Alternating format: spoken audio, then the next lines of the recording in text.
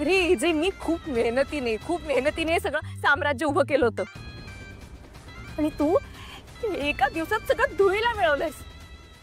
हे बघ, तू आता बोलला नाहीस ना तर माझा नवरा तुरुंगात जाईल। अरे काय रे, तुला तुझी बायका पोरं नाही आहेत का? त्यांचा तरी विचार कर। त्यांना जेव्हा कळेल की तुम्ही असे वागलात त्यांना किती वाईट वाटेल। आणि असे फसवून जे पैसे कमवलेस, तुला काय वाटतं तुझी बायका पोरं ढुंकून तरी बघतील का त्याच्याकडे? इतक्या सगळ्या लोकांच्या दुःखाचं कारण आहेस तू। काय वाटलं तुला ह्या सगळ्याची झळ तुला किंवा तुझ्या कुटुंबाला लागणार नाही? मॅडम, सगळं माझ्यामुळे झालंय। मी माझी चूक कबूल करतो ना। तुम्ही एक काम करा ना, मला पोलिसांकडे देऊन टाका ना आणि संपवा विषय। पण माझं ऐका ना, माझा कोणी बॉस नाहीये।